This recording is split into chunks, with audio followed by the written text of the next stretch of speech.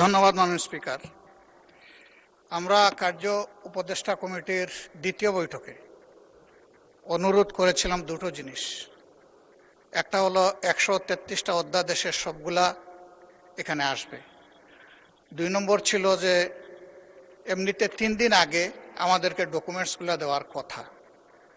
সমস্যা বাস্তবতা সবগুলা কনসিডার করে বলা হয়েছিল মিনিমাম একদিন আগে দেওয়া হবে, এনশিওর করা হবে।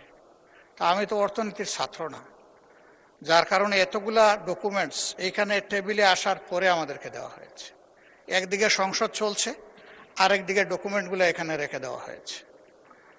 যেহেতু দুর্বল ছাত্র, এই জন্য কিছুই বুঝতে পারি নাই।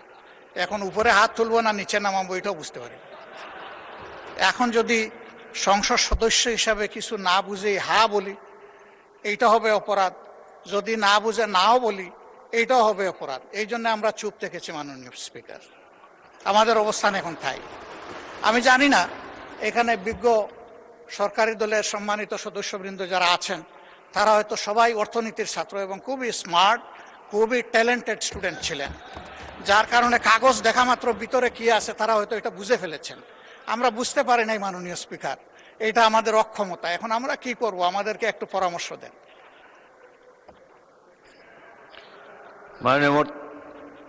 মাননীয় স্বরাষ্ট্রমন্ত্রী বলুন। মাননীয় স্পিকার, সংসদের কার্য উপদেষ্টা কমিটি এই সমস্ত কর্ম নির্ধারণ করেছে। বিশেষ কমিটি যেটা আপনি করে দিয়েছেন এই আইনগুলো পর্যালোচনা করার জন্য সংসদে বিশেষ এই কমিটিতে আমাদের মাননীয় সদস্য জয়নাল আবদিন সাহেব সভাপতি ছিলেন। বিরোধী দলের পক্ষ থেকে বেশ কয়েকজন সদস্য ছিলেন, আইনমন্ত্রী সহ সবাই এটা পর্যালোচনা করে যে সকল অধ্যাদেশগুলো সর্বসম্মতিক্রমে অ্যাজ ইট ইজ পাস করার জন্য ডিসাইডেড হয়েছে, তার মধ্যে এই বিলটাও ছিল, অর্থ বিল সহ অন্যান্য।